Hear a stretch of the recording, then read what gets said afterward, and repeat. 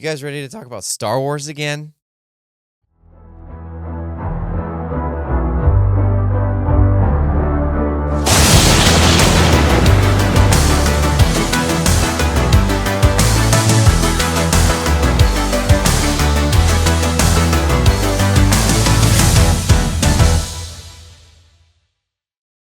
To you. Hello, welcome to the HolmFront. I am Tyler, your host, and to my right, as always, is my overly artistic friend, Mitch. Mitch, Hi. welcome. Here we go again. I sounded disappointed, but I'm You actually did. not disappointed. Are you?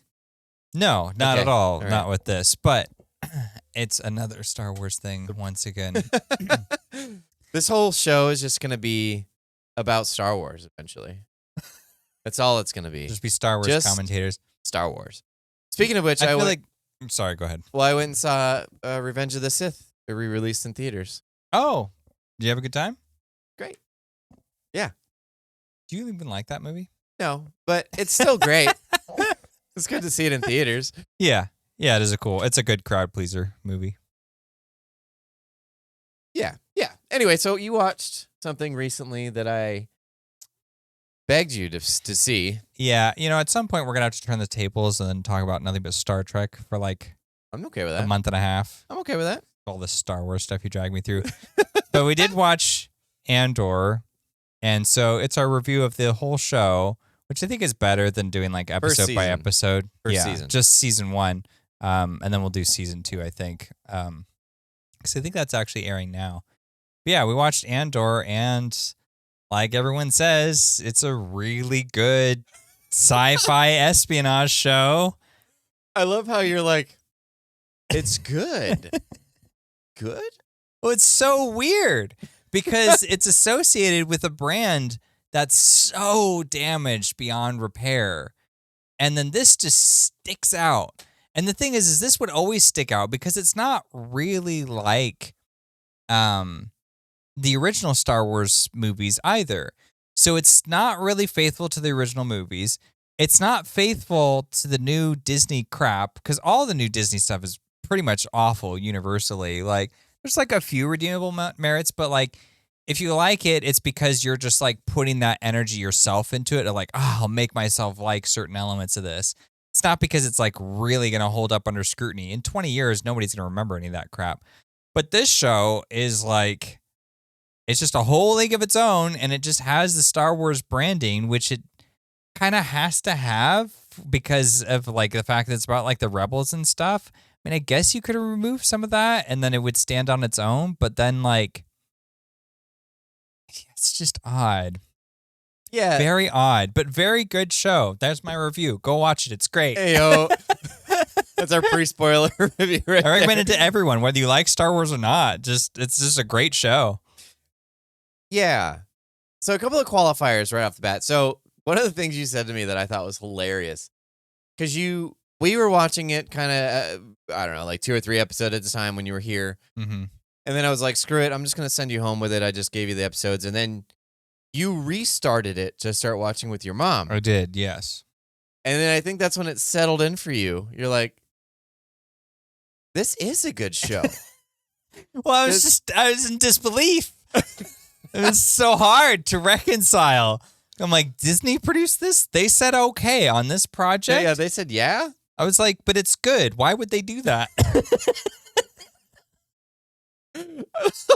There's been so many bad Star Really Wars bad. shows. Yeah. Just awful stuff. You don't even have to watch them. You see like a clip or two. I mean, even the ones that seem like they're doing okay, like that new one that we were reviewing, the Skeleton Crew or whatever. Yeah. Even that got like canceled and stuff. And it's not that it was like a bad show, but it was just like this, like the enthusiasm just is not there for Star Wars. No, it's not. This really battered franchise. And then you go back to this and you're like, well, this is engaging. This is entertaining. Well, yeah, and I think that's why it's so weird is that everyone's banking on this one to fail, right? Because it's based on a secondary character in an offshoot movie Mm-hmm. that is dealing with a random little issue that a few people brought up, but not many people cared about from the Right. original trilogy. Yeah. So it's like, It could not be more removed. it's so removed. It's like Yeah. way down the list. So everybody was talking about it like, why would I want to watch a show about Andor? Yeah, of all the Just don't characters. care. I don't care about that. So the amount of apathy that this thing inspired before it existed, but then it came around, I was like, you know what? I'm going to prove myself.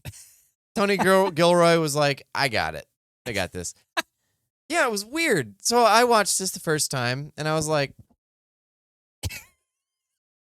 It takes a while. how does this... Because you're trying to slot it in. Yeah, you keep asking, how did it make it?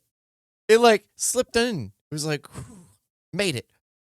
Oh, thank God. I got through the lines. Right. It like blew through the blockade. Phantom Menace or something. Yeah, basically. It's like, whoa, made it through the empire there. Right, because like the Disney executive that I know would have looked at this and been like, oh my gosh, like it's just so weighty. There's so much dialogue. There's not enough depth in here. There's Get depth. it out.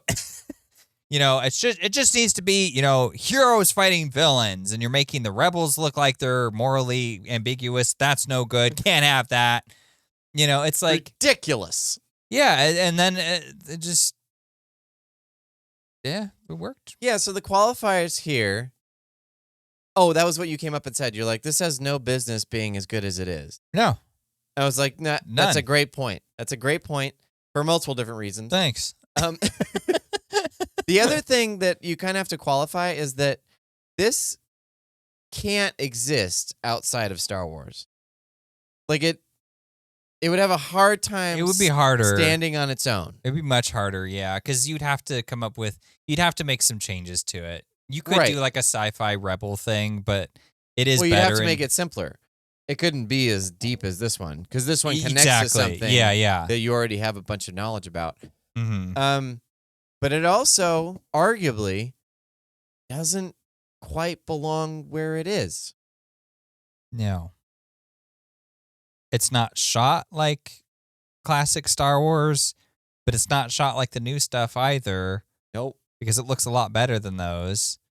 So it's just the music is all off. The music is not like John Williams at all. It's nothing like Star Wars. It's nothing like the hero's journey. It doesn't have like your idealistic heroes. I mean, it does have idealistic people in it, which we will get into. It's not fantasy. It's also it's not fantasy. It's not fantasy at all. So yeah, it just doesn't fit. But I mean, I'll take it.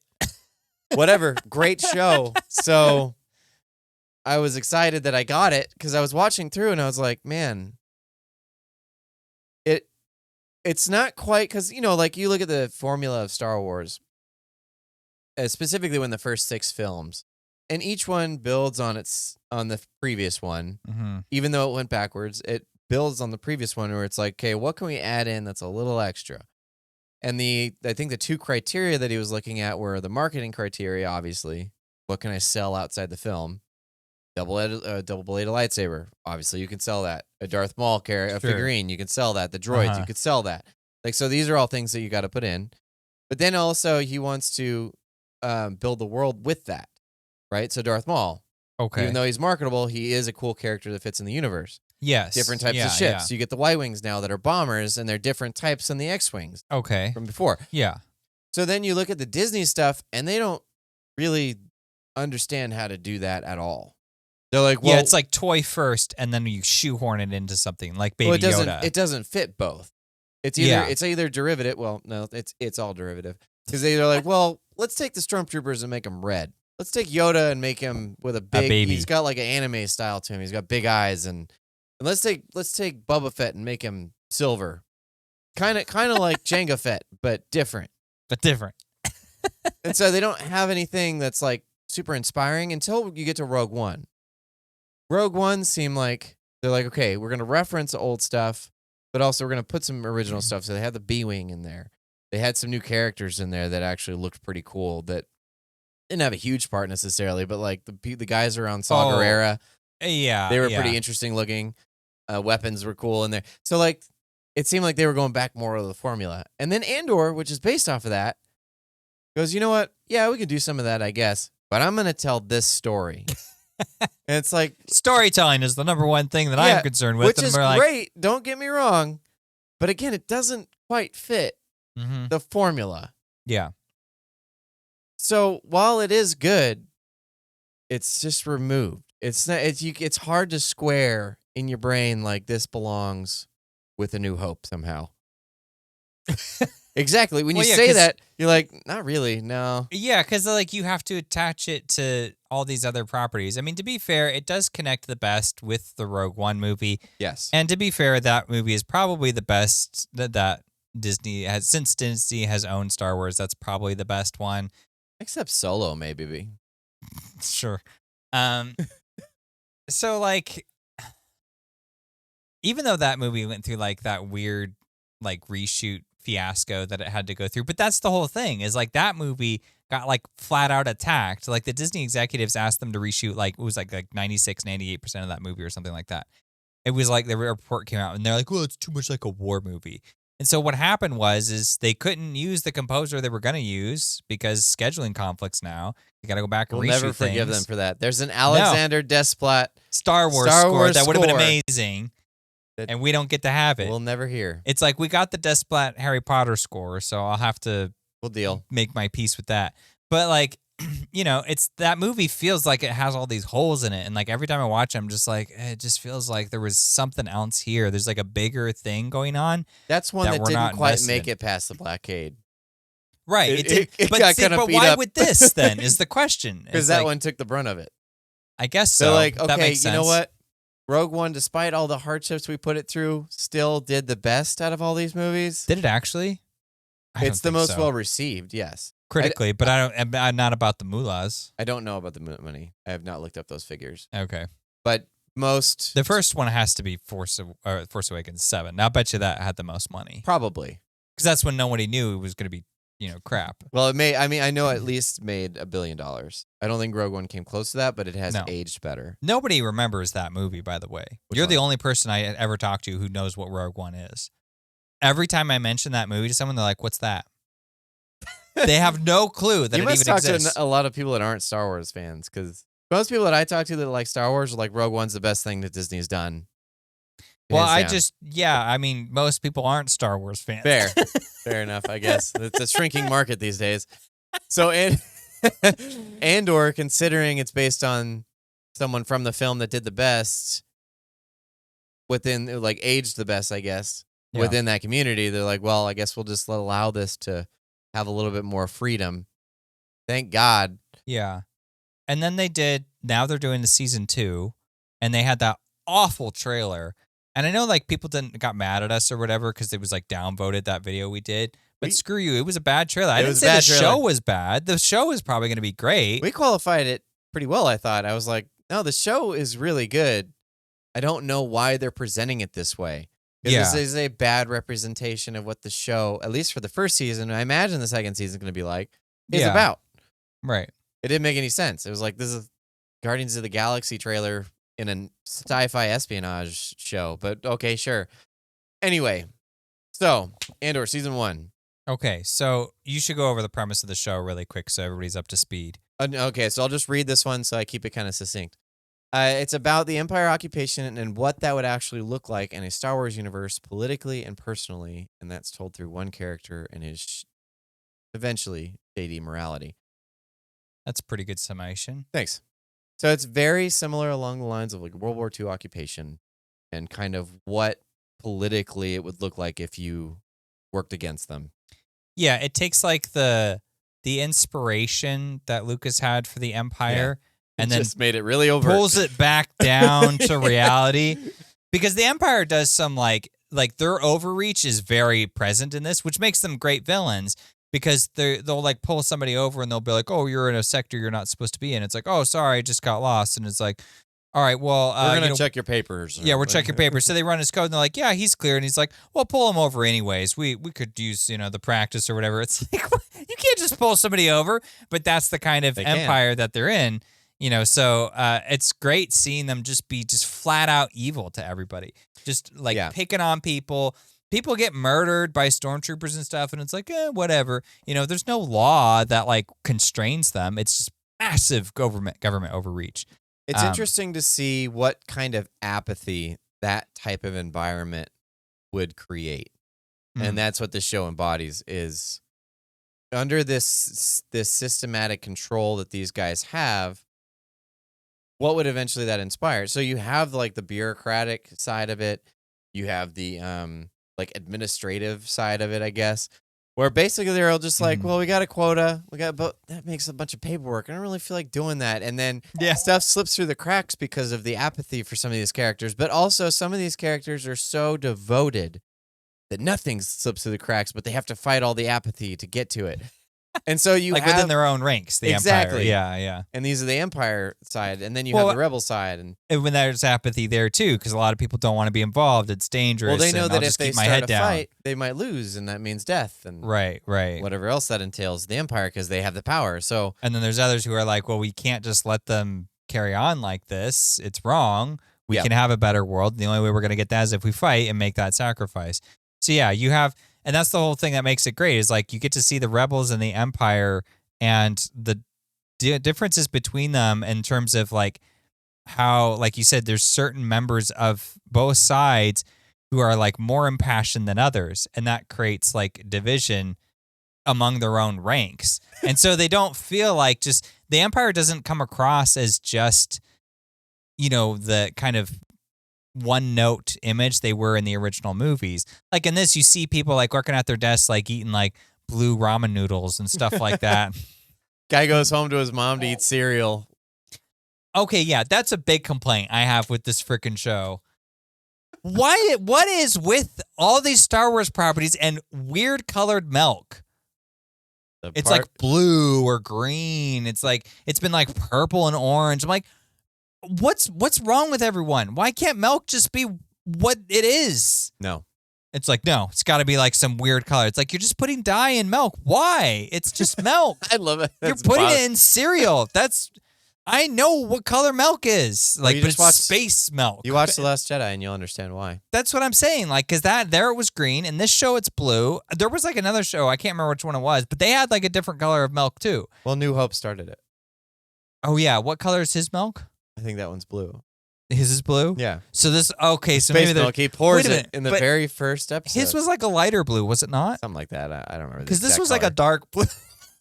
We're gonna compare shades. What's the color code? For The Last Jedi milk. It was Skeleton Crew. They had a weird colored milk. Nobody cares. That was like some bluish purple thing, I think, if I remember right. Cares. But seriously, like what is with the milk? Just leave it alone. Let milk be milk. Make milk milk again. But MMA. I'm gonna get a shirt. Okay, so let's go over what did you like about this show? Well, I like that it wasn't garbage. I love that that's the standard for Star Wars now. It's like, am I gonna hate it or not hate it? No, but for real, I really liked. I liked the look of it. I thought it was a lot better than the other ones. Like it just had such a grounded feel to it. And that's like in part like just the way it's shot. But I was like watching someone was like talking about like how they kind of made the visuals come together. And I guess they shot a lot of stuff like on location. And then what they would do is they would like add in the background, which you're thinking to yourself like, okay, what's novel about that? Well, it's novel because in a lot of other Star Wars properties, including the prequels, it's just like green screen up to wazoo. And like your mind just knows that it's fake. And so this was like a nice kind of return to just like, it's like just because you're sci-fi doesn't mean there's nothing realistic about your world. Like you still have streets and you still have buildings. You know what I mean? You're going to still have realistic things that look like they could belong in a sci-fi universe. Yeah, so when you look at Mandalorian, they use a thing called the volume. Okay. Which is essentially a big TV screen that's curved. So essentially what they do is they build a set against the curved TV screen. So if you put him in a desert setting or something, they'll build the bike that he's sitting on and then the desert kind of sand portion underneath him. So it looks like he's kind of got that environment and get the lighting and stuff. And then behind him, they'll have the actual moving background. So it's almost like rear projection, what they used to do, classic style. Yeah, like King Kong stuff. But it also provides this element where it's a little bit disconnected. And you can kind of tell it's not perfected yet. Also, the actor seems a little bit disconnected because he's not actually in the environment. So he's got to act that out a little bit. So it's taking a little bit more effort. This one, yeah, they brought him to those environments or they created environments based on real things. Yeah. So like it was just something that we as a human would recognize and be able to place in reality. Yeah. So it looks like a lot more aesthetically grounded rather than something so far-fetched or futuristic or sci-fi-esque. Yeah, and then they dress it up with those little details too, like the guy eating ramen, or like there's one scene where they're just like the Empire is just like picking up people off the streets and sending them out to work in a concentration camp, basically. Yeah, that was funny. Andor's just walking one day. Yeah, he and just the takes a droid- walk. He just happens to be in the vicinity of someone running away from somebody, and the droid grabs him. He's like, "What were you doing?" He's like, Yeah. "I'm just going to the bank." He's like, "No, you're part of this bank robbery." You were suspicious, yeah. Yep. So they just like Just shipped him off. straight up arrest him, and they give him like 5 years or something like that. And like the woman who like signs off on his sentencing or whatever, she's just like cracking walnuts or something, like popping those. And so it's like just a nice like touch of, Realism. yeah, it's like she's working at a DMV kind of job, just like, all right, whatever, She get acts out of the same here. too. He's like, "I didn't do anything." She's like, "Take it up with the judge." Yeah, take it up with the Ships- Emperor, get out of here. Ships him It's like, off. who's gonna get a chance to talk to the Emperor? Andor, maybe. Sure. Yeah, so like I liked that everything that kind of made it grounded, and like I mean, do preface like the things I like about it is also the things that like I don't like about it, because it makes it less like the originals. Right. But like just as a story, I liked it. It made it more, real, easier to connect with. Yeah. So when you're looking at story progression, especially within like a fantasy or sci-fi type setting, you want to build your world in a slowly progressive way. So you start with something a lot more grounded that people will be able to connect with. So you're going to have a character, they're called a fish out of water character. So this is the character to whom everyone can explain things and it feels natural in the universe, so that the reader or the watcher can understand with you. So like Luke was a fish out of water in the original. And that way Obi-Wan can like build the world for the audience to a character in universe that makes sense. Or like Hagrid to Harry in Harry Potter. Exactly. Yeah. So now, once you've established that, though, once you get like 2 or 3 down the road, let's take Harry Potter for example. When he's 2 or 3 movies in, or 2 or 3 books in, you know Hogwarts, you know Voldemort, you know like what's going on in the external, and now you can start building up the details. Now you can throw extra spells in there, you can throw extra characters, you can throw extra type of species in there. These are things that you can slowly progress, because you don't want to like flood someone with a bunch of information that's just going to be like overwhelming. Mm-hmm. So one of the things that this show does is Andor is extremely immersive. For one, like we were saying, aesthetically it looks very different, but it also looks extremely grounded. But the world itself is extremely rich. So now you have the occupied empire as they exist, and then you have everybody trying to live in that. So he does like 5 or 6 different cultures that exist. And you have to make those cultures all look realistic and natural as well. Mm-hmm. But those all exist in the universe setting, or in the empire setting, I should say. So now they are trying to live their normal lives, but also under occupation. Then that's going to look different than it would if it wasn't under empire occupation. So with the amount of input that this show is giving you, this is not a standard progression that Star Wars has reached. Star Wars is a traditional hero's journey, and then when you have the first 3 films, episode 1, 2, and 3, now you have the like reverse hero's journey where Anakin's turning to the dark side.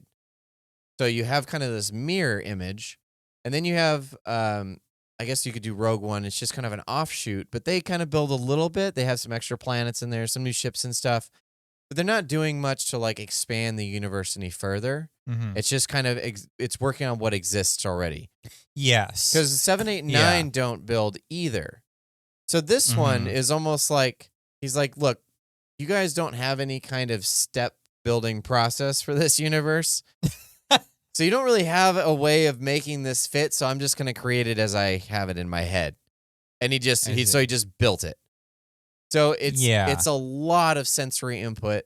It's a lot of narrative input, but you will understand it given the context of the movies that you know. Yeah, and I kind of think that's the best reason or justification you could have for making something a TV show as opposed to a movie. Right. Is world building. Because that's the problem. Because you got the space and the time. Right. It's the double-edged sword of the prequels, because the prequels are not very good Star Wars movies, and they're not very good movies. But they're great at building up the world of Star Wars. They actually add a lot of interesting lore. Yes. Some of it works, some of it not so much, but most of it is like pretty well appreciated just for what it is. And this is kind of like doing that, but it's in a format that's appropriate for it. And when it does build on it, it doesn't build lore details like, how many chlorians work or something like that. It builds details like, well, look at how, if you're lower on the tier of the Empire, you can easily lose your job and get that revoked. And, they can like be backstabbing each other because they really only care about their results. Or like there's this great character who runs like this, they're like this organization or this like subdivision that's supposed to like find terrorist groups against them and like squelch them out. So they're kind of like espionage or like the KGB, something like that.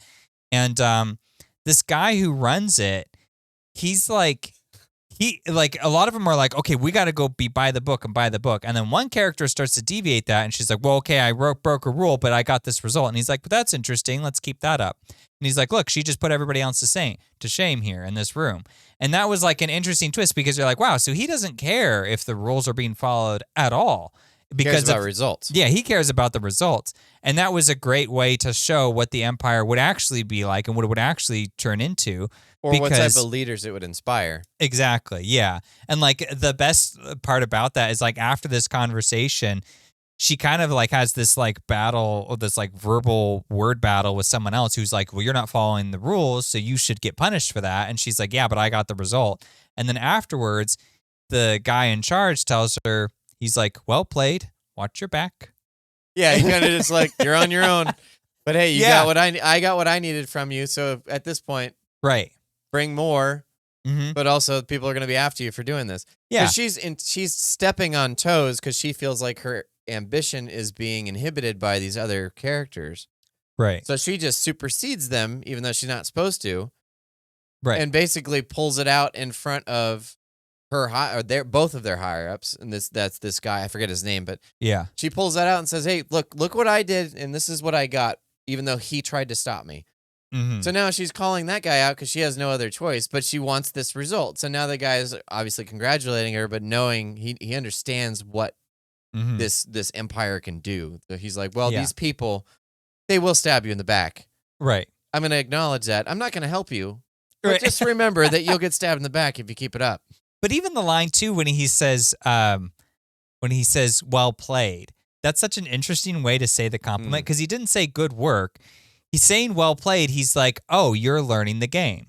This is how it actually is played. And so many of those people I'm talking to in that room are just these grunts who can't get it out of their head. Right, they sit in the box. She was the one that got out of the box. And everyone's upset because she's, you're supposed to stay in here. Right. And he's like, but they're trapped in the box. He's like, you figured out a way out, so you have promise. But that also means you're going to make more enemies. So I'm just giving you a little tip here because you're an effective use for the Empire. And if I can promote you down the road, that will also benefit me. So, like, I need new recruits, so to speak, for like higher level positions. But you have to make it to the finish line. So I'm keeping an eye, but like I'm not actually going to back you up because the person I really want to recruit won't get caught. Yeah. So I'm just letting you know, don't get pigeonholed by some of these guys with their bookkeeping or with whatever kind of sabotage they're going to get up to. He also is playing the game though. Exactly. Because if he takes her side, then he makes enemies as well. But if he's just an objective observer and is like, well, she got the best of you, so what are you going to do about it? Right. And then I'm just setting the parameter for the rules of the game. Right. So now the guy's not mad at his superior, he's mad at his colleague. Right. So now the superior's just like, whoever gets to me first can have this promotion. So you have a chance if you want to jump out of the box. Yeah. It's like, look how much interesting dialogue just from like one scene in this show. Well done. Well played, as they say. That's like my favorite character too, is Deidre. She's just this like evil Imperial worker. And like all she cares is like serving the Empire and like going up their ranks. I'm like, this is awesome. You just get to see someone who's just like, I don't care about anybody else. And she's just like ruthless, right? She even has like evil like Shakespearean monologues that she gives later. I'm like, what kind of show is this? Doesn't belong. So weird. So there's an interesting contrast between Deidre and then I forget the guy's name, but one of them is ambition embodied, right? And that's Yeah. Deidre. All she knows is I want to get to the top. I don't care what it takes or who I have to kill for it. Right. I'm getting there. And then there's the character that's like infatuated with her. And he is idealism embodied. Yes. Because he's just idealistically aligned with the Empire. Now he takes all the forms that she does and is like, well, I tailored my suit and made it a little custom because I want it to look this way. And like, this is how I want to sing my praises to the Empire. Right. But the Empire is right. And therefore, I will do whatever it takes to try and prove that and to take down anyone who disagrees. And he's like, so his I guess ambition, his idealism gets him in trouble. But then he sees her and she's like the beacon. He's like, she is what everything I want to be. She embodies the Empire. I like want a true to worship Empire believer. Exactly. So he like becomes infatuated. Yeah, he becomes like a puppy dog following her around. It's so good. There's such a strange dynamic. Their relationship's the best in the show. It's And so like funny. even his like a sidekick or whatever, he gets this like, because he's just, I mean, he's just like, he's kind of detective-y, but you know, he's low tier, right? He's way lower on the food chain than Deidre is. So yeah, Deidre's like SS head material, right? and he's just like this random. Yeah, he's just kind of supposed to inspect stuff. I mean, he's never done like a real like mission, boots on the ground kind of thing. So like he's trying to put together information for a case to hunt down a rebel. And this other guy comes along and he's just like emphatic for the Empire. He's almost like a, I don't know, butt kisser or something. Like he's just there to be like, you know what? I'm going to look good in front of the superior. So I'm just going to make him feel good about himself. Mm-hmm. Yeah. So he just follows it. He just overly plays, enthusiastic. And yeah, he just gives him all the things he wants to hear. And then he's like, we should go down to the planet and, you know, we should investigate and bring that person in for questioning. And he's like, oh, well, I don't know. That's superseding like what we're supposed to do. And he's like, well, we're getting too lazy. You know, he's like, as an Empire, he's like, you know, what does he say is like the best? He's like, best way to keep a knife sharp is to use it or something. Yeah, the best way to sharpen a knife is to use it. It's like, whoa, where did that line of dialogue come from? That's awesome. Tony Gilroy. Jeez. And so they do that mission. This is pretty early on in the show. And then he's all fish out of water. Like, I don't know what to do. I don't know how to command anybody. None of these guys, it's just a basic squad of like, I don't know, between 6 and 10 people that go down to find this guy that they're after. And it seems like none of them had done this before. Right. They're like, I'm really scared. We could very easily turn these tides against us. So we need to tread lightly. But at the same time, we really want to get in there and get our hands dirty. Yeah. So they're trying to like find that line. And then they get in way over their heads. Yeah. And both of them don't understand how to deal with a kinetic situation. So then everything just goes to hell. Well, there's explosions and people are shooting at us and there's noises and no one wants us here. We got to go. But it's perfect, like, because it fits the characters. It's like they work for the Empire, but they're newbies and they don't really know how to handle this situation. But this is talking about the hierarchy of the Empire. And once this organization, once this, I don't know, this head becomes too big. Yeah. Eventually, like, it's going to spread out into where you're not able to control everything anymore. So whomever built this thing originally is not going to be able to control every aspect of it.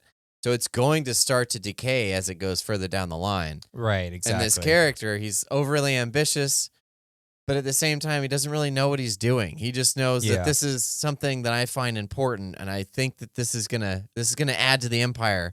So I'm gonna do it. And he just latches on and he just holds so tightly because to him, like, this has to be true. I have to, like, this has to matter. And so he overreaches inevitably and then causes problems.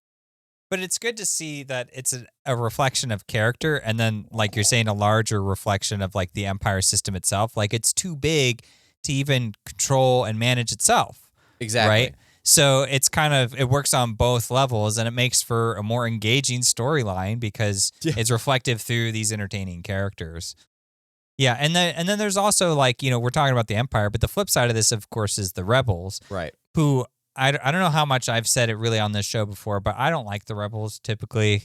they're so boring. They're so uninteresting. Everyone's always like, rebels. I'm like, who cares about the stupid rebels? The Jedi are the interesting stuff. Right. But in this, the rebels are interesting because they're headed up by a really morally ambiguous leader, and they're really fragmented, and the way they recruit their people is kind of this guessing game of how loyal they actually are to the cause, because they really need cause loyalty. If they don't have that, they run the risk of that person betraying them Well, they also or selling them out. a cause, and I think that's what the show's about, is figuring out what the cause is. Because yes, they are Oh, yeah. anti-empire, but they're not really for anything. Yeah. It's more of just, we don't want someone above our head. So you're going to have a bunch of random groups of fanatics. And that's why I thought Saw Gerrera had more justification in the show, because he was just a fanatic. And Yeah, there's only going to be so many people that are flocking to a fanatic. Right. Because they're like, well, yeah, I may dislike the Empire, but I'm not going to accept that guy's methods. Right. So he's just kind of this nut job out in the fringes, but he's successful. Yeah. Because a fanatic will attract a crowd. Right. And they will be successful to some extent because they're willing to go to some extents that others won't. So he kind of exists in this fringe realm of like rebellion, but not something organized. Yeah. It's just whatever he can accomplish with the following that he builds. So yeah, that makes sense. Characters will find him useful, but because he's so idealistically driven, he might not agree with everybody that wants to come in and use him. Because he doesn't want to be just a gun. He actually has goals. And that's why he butts heads with Luthen at some point, is like... Luthen being the head of the building Rebel Alliance, played by, was it Skarsgård? Stellan Skarsgård. Yeah. I'm not sure how you pronounce his first name, but yes. He was the Baron in Dune. Yeah. And also, for us, he was in King Arthur. He was the main antagonist. Oh, that's right. Yep. Yeah, he's like a method actor, isn't he? Because I think when he was in King Arthur... I think my brother-in-law was telling me how he just walked around like in costume and he just spoke in that. Oh, did he? That's awesome. In his voice. So he was just like, what do you want? He's a phenomenal actor. Yeah, oh, yeah. And he nailed this role. That was probably my favorite character in the show, was Luthen. Because Luthen embodied what it would take to create a rebellion. Because when you see someone like Luke is, he's also idealistic, but he's got that innocence about him. He hasn't had to delve down and get his hands dirty necessarily to become who he becomes. He's just inspired by those who did get their hands dirty in order to have the root, essentially, to go face Vader. Because he has the space to do that. He's like, that makes sense. I'm the good versus evil. I don't have to do something evil to do that. I just have to face the evil and say no. Whereas Luthen is someone who's like, there's so much apathy out here that I've got to use some methods. And there's a fantastic speech in the film or in the show where he's talking about, I'm forced to use the tools that my enemy uses. I have to basically be almost nondescript from them in order to defeat them. He's like, so I essentially have to destroy my moral character, or what I believe to be my moral character, in order to build something that will fight against it. But then how far do you push that before you're just what they are on the opposite end? Right. And so it's like, well, how much good are you going to do at the end of the day if what you do just builds into something that mirrors it? Exactly. Yeah, it's like this moral conundrum. And I liked how you don't like see it play out, but you hear about how he basically is willing to let like his own troops, like good people that he trusts, just flat out die, right? Because he knows what that buys him is security from the Empire to launch his next attack down the road. It's the long game. And so it's this interesting situation where you're like, man, like that's pretty harsh. Like, don't you think you need to back up your people? And he's like, but if I do that, I give up on my mole. They're going to find them. Yep. And I need that spy in their ranks for the larger play that puts them in the ground for good down the road. So yeah, I really liked his character as well. I thought he was a really good like representation of how the rebels are leaving or, transitioning from that fanaticism and frustration into actually like a cohesive driving direction. Force. Yeah. The other character who balances him out is, I can never remember the name, but it's just Mothra to me, like from Mothra. Yep, that's her name. Nailed it. Not Mon Mothma, it's Mothra. It's just the Godzilla reference in me. Anyways, Mothra lady, she's like this senator politician. Also, by the way, I just loved her costumes and the production design. And like I love how every time it cross cuts to like her in this like bougie like apartment and everyone's like coming over for like nice dinners and they're just like, oh. And they're just people are dying. Rich, and then it cuts to like these rebels like fighting for their lives and stuff like that. I have to figure out how to fund this. So please come to my fancy dinner. We'll talk about it. Yeah, put this like disgusting weird worm in my drink, and then it like makes it fizzle or whatever, and you're like, ugh. They're just like so like it's like eating snails or something. Society. Yeah, exactly. So like her character actually I wanted more from. I felt like there's too many instances where she's like trying to like say a speech or something, and then it's like the circumstances just kind of thwart her, and I was like, man, you're just kind of like here for the ride for the most part. Like I wanted her to have more agency, but nevertheless, like she's not like maybe the main focus necessarily, and she's mostly there to fund Lutherans' projects. And it is interesting when, about at some point she starts to catch on like how serious this stuff is and how much it's going to come back to haunt her. And when that happens, she's upset about it. And then Luthen points out, he's like, look, you knew this stuff. You knew. You just weren't acknowledging it to yourself. Like, you understand what these things actually mean, though. Yeah. You're not really mad at me. You're mad at yourself for not really taking it seriously like you should have been doing. Right. And it was an interesting way of like, because his vision about this rebel system is crystal clear. He understands it. Well, he knows how dirty he's going to have to get for it. Right. She may know, but she doesn't like to acknowledge it. Exactly. She has that like very posh mindset of like, well, I didn't know we were going to go that far. Where he's like, yeah, what did you think we're going to have to do for this? Right. Like, don't get mad at me. Yeah. You're either on board or you're not. Like, right. You got to be on board wherever the ship goes. Right, exactly. Otherwise, get off. Yeah. And if you get off, I'm probably going to have to kill you. So stay on the boat. Too late to stay on the boat, yeah. Sorry. Yeah. Yeah, so all the like interesting they even have there's this great sequence, I don't want to spoil too much, but you have a character who's like a rebel and they have like a full-on sad backstory and everything for why they hate the Empire. And then it turns out to be like a total front. And they're like, no, they're just an opportunist and they're just here for the money. Yeah. And they're just here to take care of themselves. And then that creates friction within them.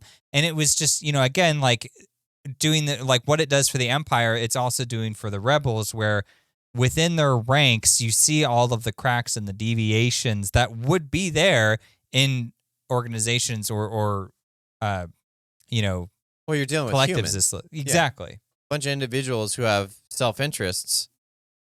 They might not agree with you idealistically, so they're not going to be like, but they also might notice, oh, well, he's got one vision and he's got another. They're both on the same side, but I don't really care about either one of them, and I'm not sure who's going to win out. So I'm just going to make sure that I look out for me first, and then I'll just jump off whenever is convenient for me. Right. I'll just exit stage left.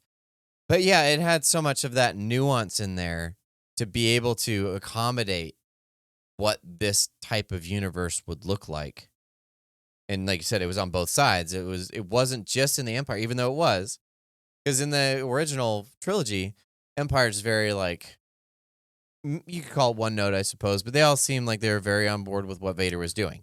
Right. And the only dissension you had were among the top ranks of like Tarkin and Vader necessarily.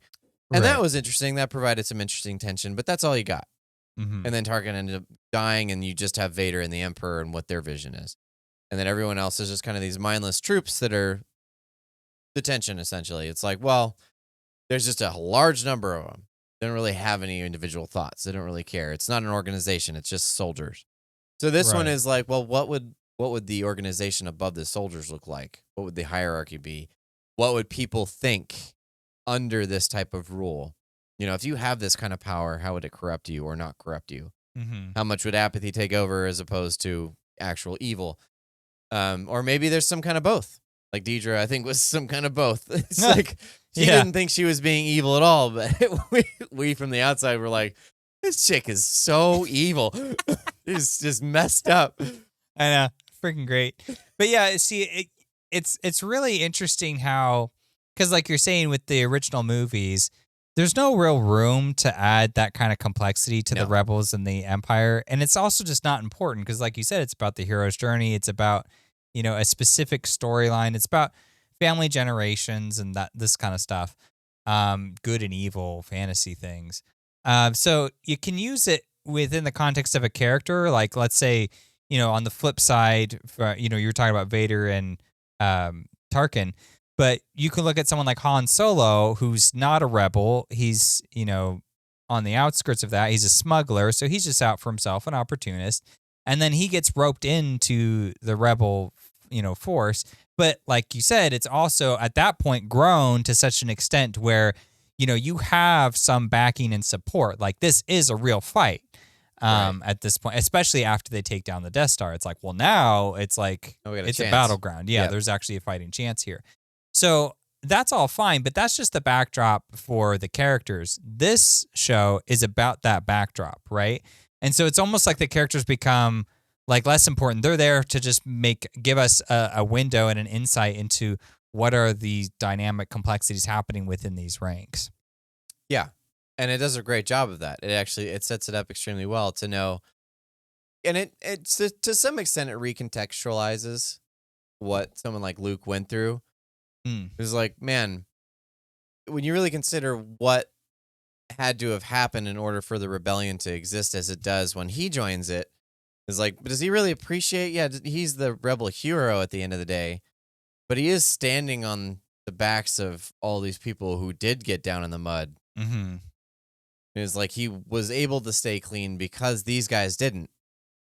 And so it was a nice, like, because it does kind of add to Luke's character after that too. Mm-hmm. Of like what kind of complexities come with that and how to recontextualize him properly and not necessarily denigrate him, but at the same time, show him how this could have happened, how this could exist, and how he could finally come and take the last steps to the end to get to that finish line of fighting Vader and facing down the Emperor and stuff. Yeah, because even Rogue One, when it makes the effort to do that, it's kind of rushed. Mm-hmm. It has to all happen in one movie. Yeah. And so there's definitely some gaps where you're like, okay, like they're fighting for the rebels or whatever. But it's still kind of associated with that larger context. This much more personable approach.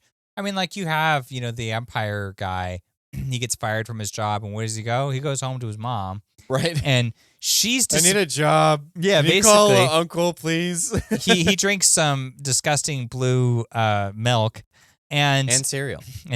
And his mom is like upset, but she's just like, well, you got to get back in the game. You can't let this beat you down. And she just wants him to have this prestigious job in the Empire. That's what she wants. She's like living her image through him or something.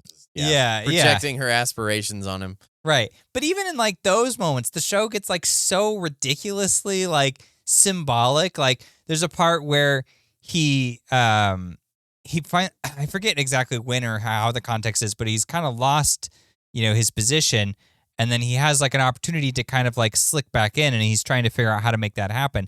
So he's eating his cereal, but after it's poured, like one of the crunchies falls out, and he picks it up and he throws it into the bowl, and it's like he's back in the game.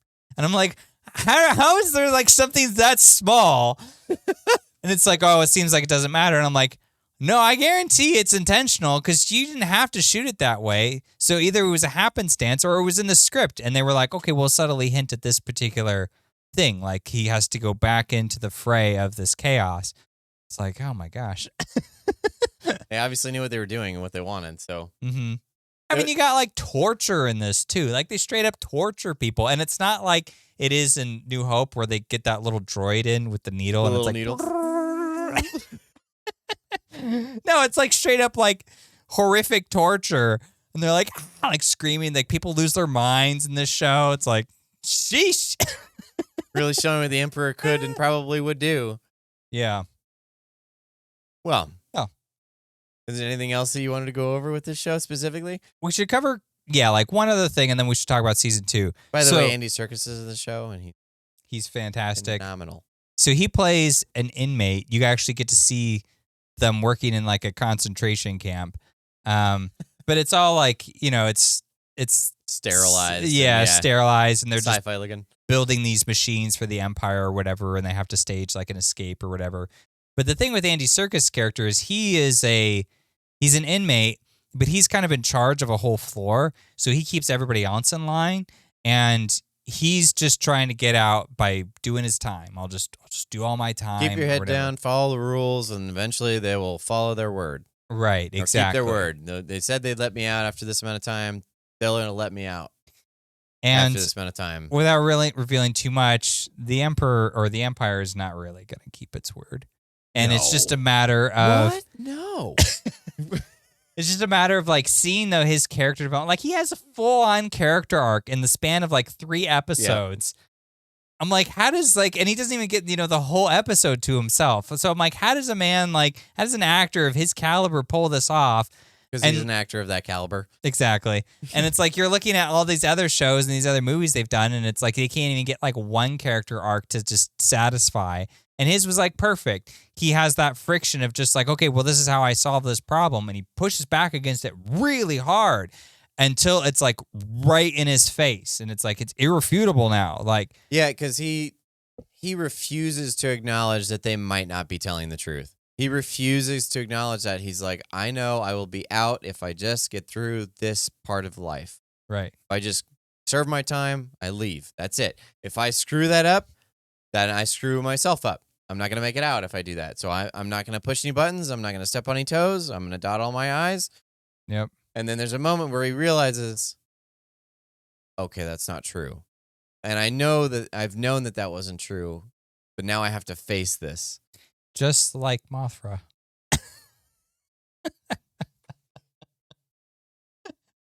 Not Mon Mothma. It's not.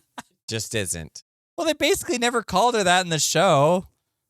Maybe they probably did. I'd have to watch back through and really pay attention to what they call it, because like daughter calls her mom, and I think the husband calls her like honey or something. But yeah, I mean, I guess not. Whatever, doesn't matter. I will say, I guess as like a final point too on the show is that they do end it in a way that I think is really satisfying, and it's basically like, it kind of goes back to Luthen's character arc where, you're saying he's like, I got to use the tools of my enemies in this morally gray, and, that's uncomfortable, but I just power through it because I'm trusting that my end results are going to be justified when I finally get to them, right? But then he gets an offer from someone, and when he gets it, it's like he was trying to cover up a loose end, like, okay, I'll just get rid of this guy. But then that guy's like, well, you can kill me, sure, or you can just point me into the next mission to fight the Empire. Right. And Luthen smiles, but it's not like we're a team smile. It's like you just said the magic words I wish everyone under me said. Because then I don't have to feel bad if you die, and you probably will die in the fight against the Empire. So you're just going to be a tool for me. And that was like like that's so gross that it's like, right. the end goal of what you're reaching for is good, but you're just like throwing people away.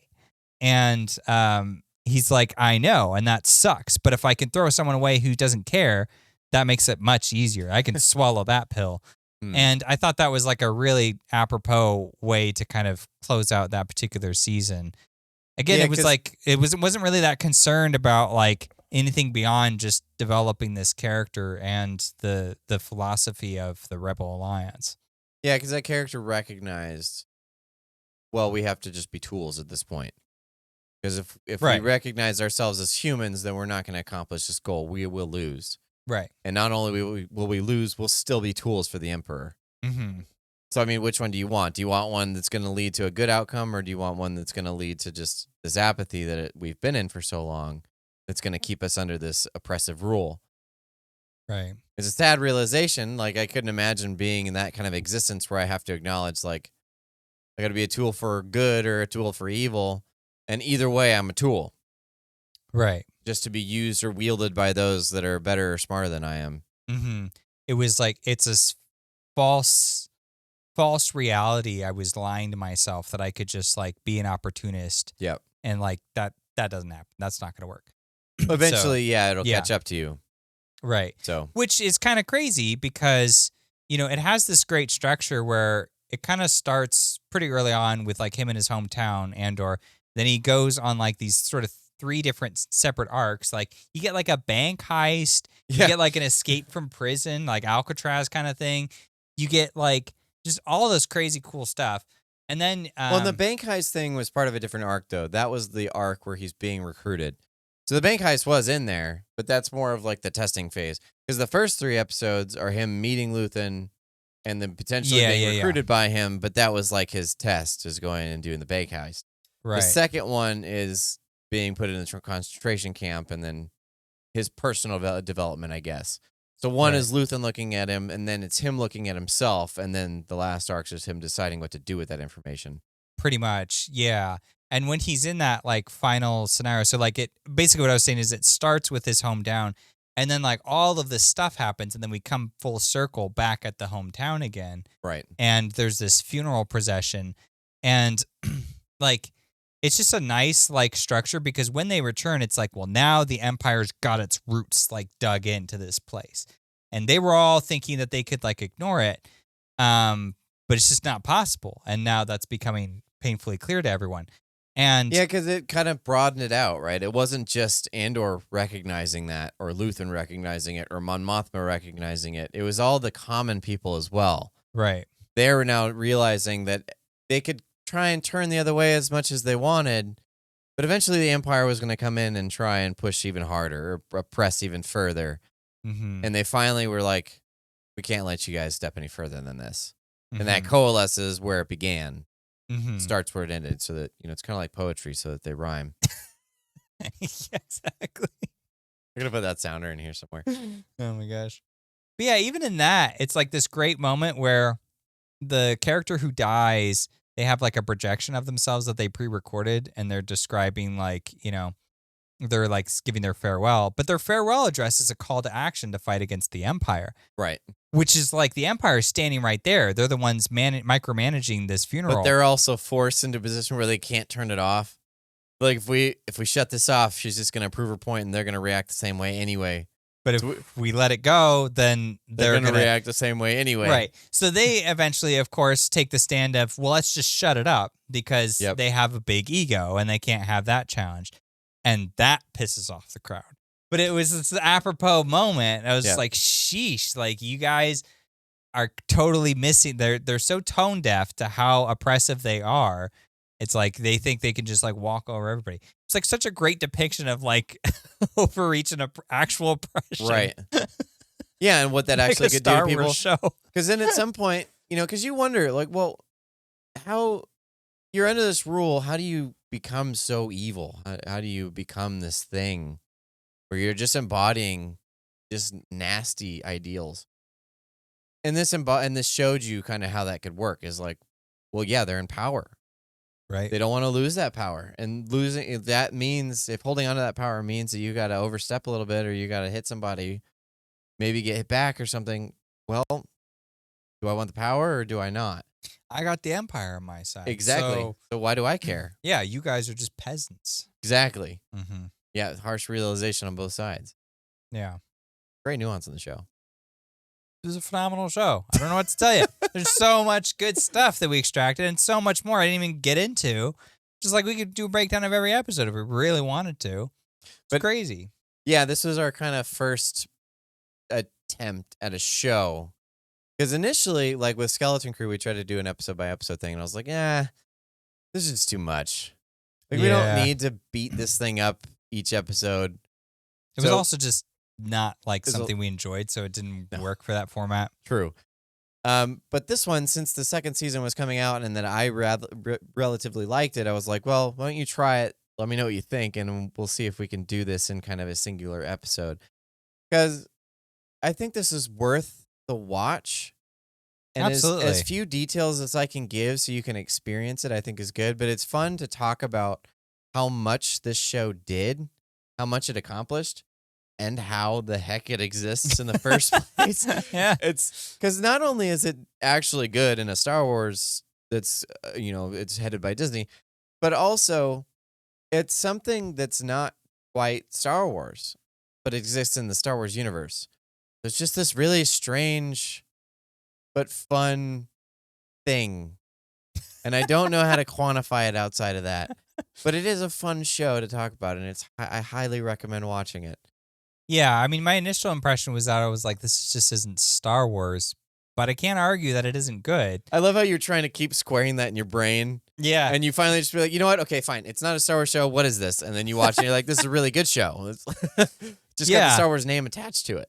Yeah, it's almost like, you know, it was just so interesting to me how the brand could be so tarnished and that then plays a role on how we perceive it. Yeah. I think actually I remember this coming up years ago. Someone was talking about Halo and Gears of War. Or no, wait, was it Halo? No, it was Gears of War and I think it was Call of Duty, and that was the comparison. They were saying that like Gears of War always does really well for itself, and that's because they wait. They don't just like release a new Gears game like every single year like Call of Duty does. So there's like marginal changes, and then it's the next one over and over and over. So they staled it out. And so with Gears, they didn't do that. They took their time. So it takes like 3 years before you get another Gears game. Quality over quantity argument. Exactly. Yeah. So there's a lot of like time and effort that goes into each entry. And, you know, it's like that doesn't always pay off for you, but it is like a testament. It's like they just were like, they were just making it stale because they were all bad and there were so many of them. It was just like, why we need 10,000 different shows? How about just like one good show? Or like two good shows. I liked the original format. I mean, maybe you don't need a movie every year, but just the thought of having a Christmas release each year where you knew you were going to get a consistent Star Wars film was like, oh, that's cool. That's a good idea. Yeah. Then you got something you can bring the family to go see Star Wars during Christmas time because everyone's going to be in town, so you're going to have a big crowd to go. And you don't have to worry about like what else is going on that I need to like, because that's the Marvel problem now is that now that it all connects, it's like, well, have you seen the 3 shows that have this, this, and this, and now that you can't understand the movie now because it's not going to make sense. Like, right? I don't want to do all that. Also, I'd rather go to the theater and watch a movie than sit and binge a whole show. And I mean, that's probably the argument I have against Andor. Is like, yeah, it has the room to do all that stuff, but should it exist as a show? Should Star Wars have shows and movies mixed together? And I mean, we've had that argument already, but you know, there used to be the format, and Star Wars has such a weird history with that. He starts with 4, and then he's, you know, I think he had a 2-year period between each one, but then he waited forever to make episode 1, and then he makes 1, 2, and 3, and then that is gone forever because the last, I think, Revenge of the Sith was 2003, and then Force Awakens was like 2015. So he has these like huge gaps. And so people build all this anticipation. So of course it's going to have a huge viewing as soon as it comes out because everyone's been waiting for so long. But now it's so oversat. Like I forgot all the shows that existed. It was like Boba Fett, Obi-Wan, Mandalorian, Acolyte, Ahsoka. Yeah. And then Andor. So many. It's just eventually, and that's not to include all the animated shows. You got the Clone Wars, and Rebels, and it's just like, okay. Right. Back it up. Right. So it's nice that there's a gem amidst all the rubble. But again, like how much you really need to put so much out for one thing to shine? Again, why is it so hard? It's like, I'd rather have a movie that was really good and have that once every 2 years or whatever than have just a bunch of crap you got to wade through. Yeah, wouldn't you want it to be more controlled anyway, so that way you keep everyone's like savoring anticipation, right? Eventually you will work yourself out of a brand, and I think Disney's realizing that, but what do we know? Yeah, I mean, I agree. It would have been fine to do like Star Wars movies more on the regular, but like their approach was just so awful because they wanted them all to be the same. They wanted each movie to be the same movie with the exception of Last Jedi.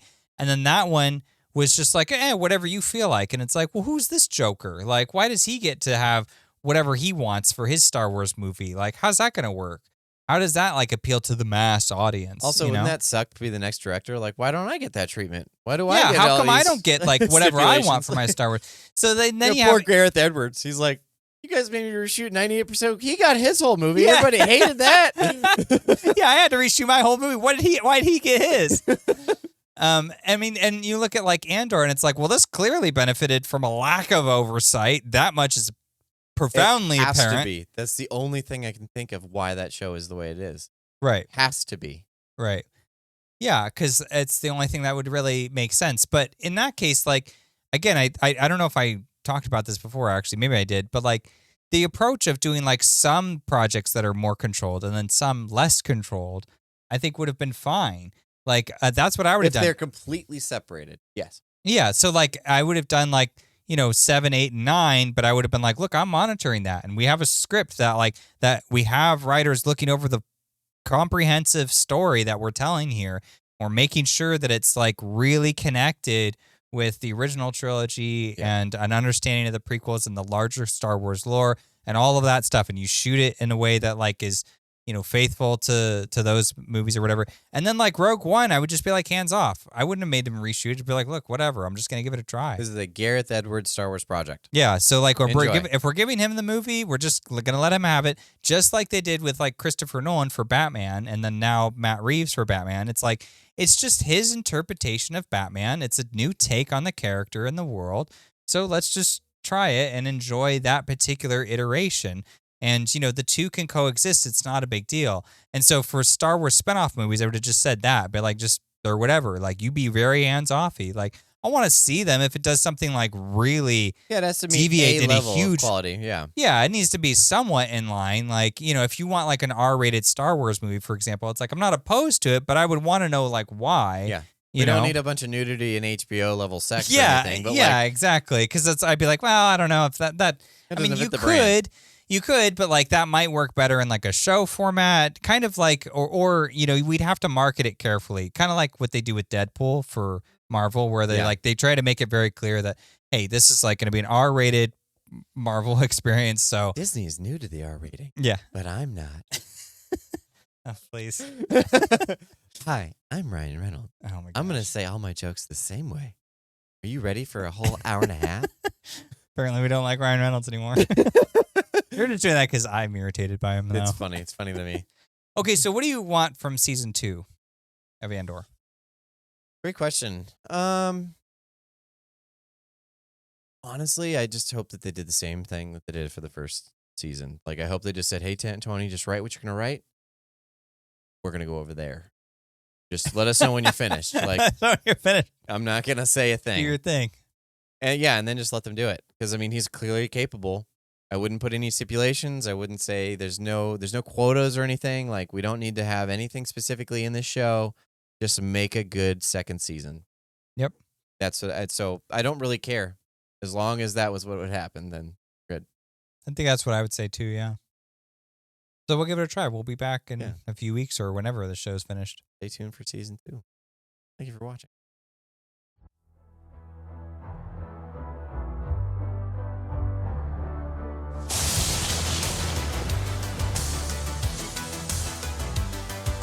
So you made it to the end of the video. If you liked it, please consider subscribing and leave us a comment. We'd love to hear what you thought.